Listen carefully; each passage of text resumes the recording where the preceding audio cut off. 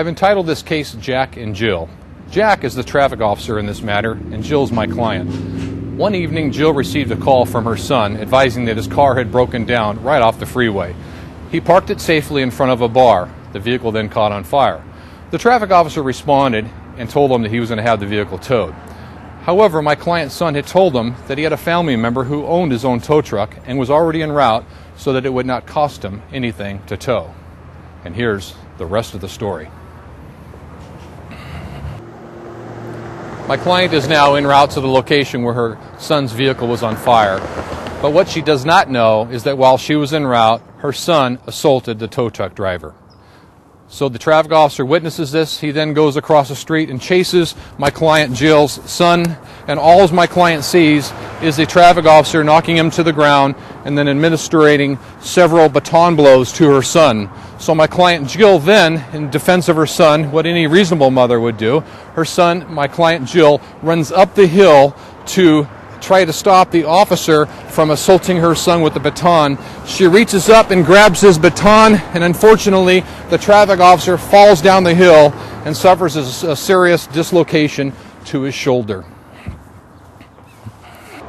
A portion of my investigation was to respond back to the bar where my client's son's vehicle had broken down in front of. But what happened in front of the bar, I'll never forget. You see, my client, she was an extraordinarily beautiful woman, and she was also a black woman. As I, and the defense attorney stood in front of the bar to take measurements, a gentleman, I guess you shouldn't call him a gentleman, opened the door to the bar, looked at her, made a racial slur, and literally spit right down by her feet.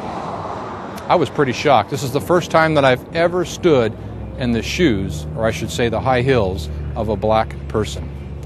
From this point on, it all went downhill. As we were doing more measurements, another vehicle northbound on the same street right in front of us, totally unrelated to this bar, but obviously very related to the community, a carload of 4 people, men and women, rolled down their windows, looked at my client, made a racial slur, and said, "You people, get out of our community. You're ruining the place."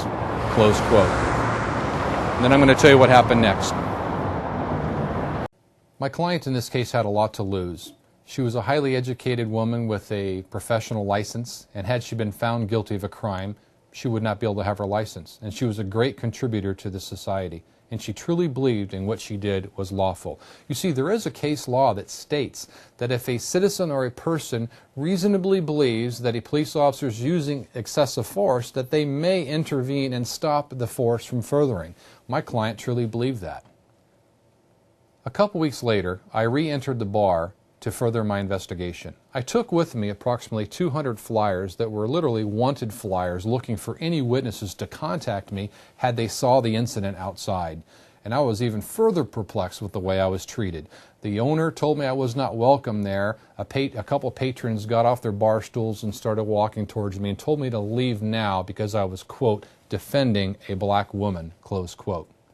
I then went outside of the bar and was able to prove with an analysis of the asphalt that this vehicle burnt, in fact, not in the roadway where it was a hazard, but actually on the inside of the roadway. Unfortunately for my client, this case did go to trial. After 2.5 weeks, the jury came back with a verdict of guilty. Guilty of assault with deadly weapon on a police officer, which included great bodily injury. This verdict would obviously send my client, who truly was doing what she thought was right, to prison for a long term.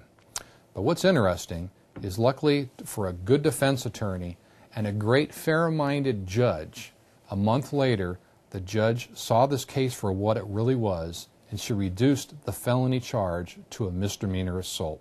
Today, my client is still a licensed professional, and she's doing well, and I can guarantee she's contributing to the society a lot better than these fat white patrons are drinking their beer in this bar. Until the next time.